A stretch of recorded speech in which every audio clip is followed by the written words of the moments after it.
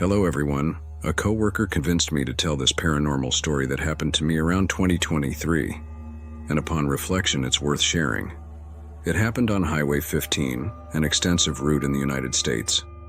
My route was from Las Vegas to Provo, a picturesque city in Utah County. That night was truly terrifying. I still remember it vividly and shiver at the thought. To begin, my name is Thomas, and I've been a truck driver in the United States for about 20 years. I had just bought that truck, a significant investment that I made with a lot of effort. My previous truck was very old, and I didn't feel safe driving it anymore due to several incidents. That's why my family suggested I trade it in for a newer, larger one, which would allow me to make more valuable deliveries, and I was thrilled to drive it. I had my first delivery scheduled for that Monday, so I set out around 4 p.m. towards the highway. Despite the cloudy sky and strong winds, I had no choice but to head out to arrive on time. After hitting the road, the afternoon passed slowly, and daylight began to fade. As I ventured onto Highway 15, the atmosphere grew increasingly ominous, as if an invisible presence loomed over the landscape. The wind howled through the trees and bushes, creating a sense of unease that reflected within me.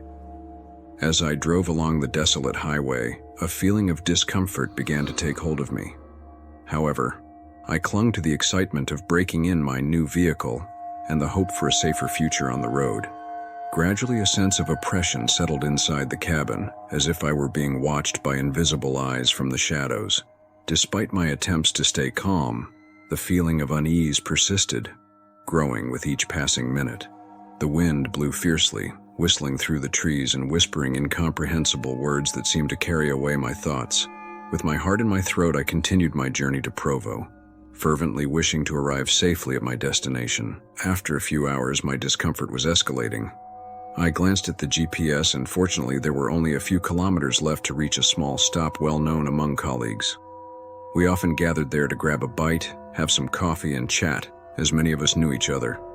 It was a good excuse to take a break. Finally, I parked the truck at the food stop and got out. Richard, an old friend who was there having something to eat, came to greet me with a big smile, as he always did.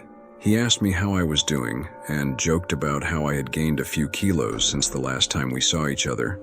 I smiled and played along. But then he asked me a question that left me completely in shock. "Did you bring your son to work with you?" I replied that I hadn't and asked why he was asking.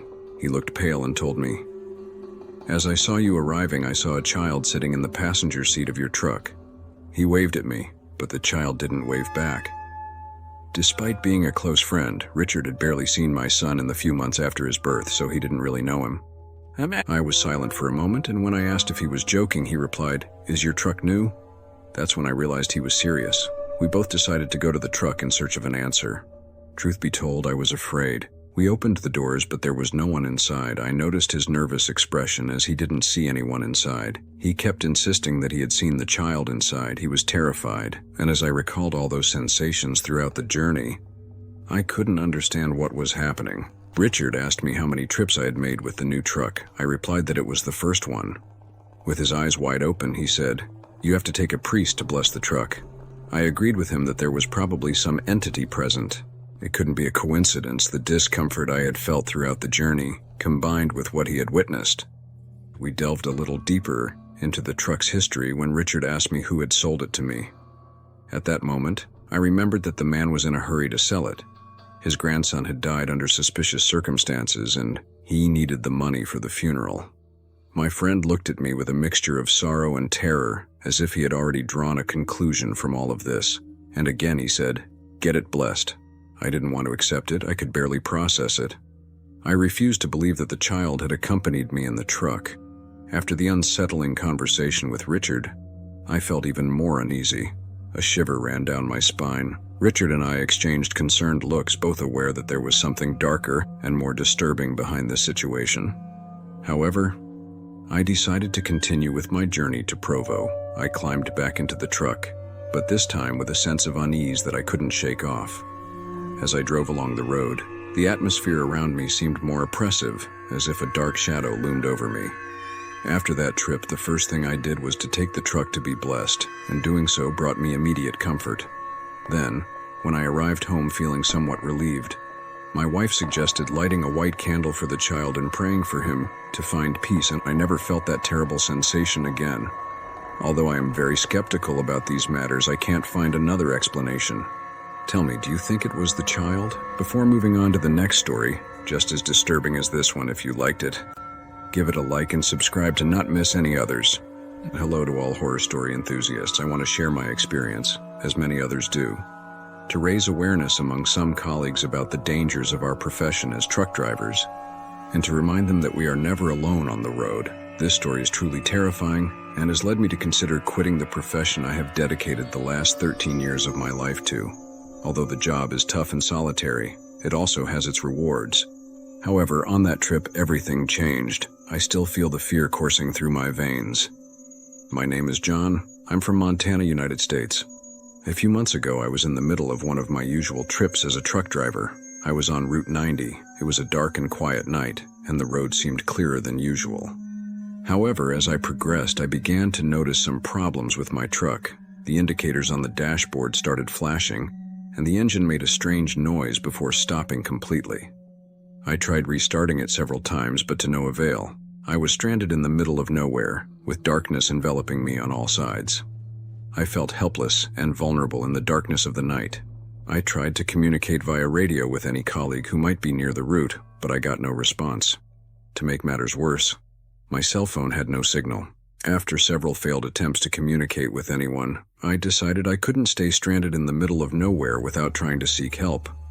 Although the night was dark and the place seemed deserted, the idea of staying in my truck without knowing how long it would be until someone passed by was even more unsettling.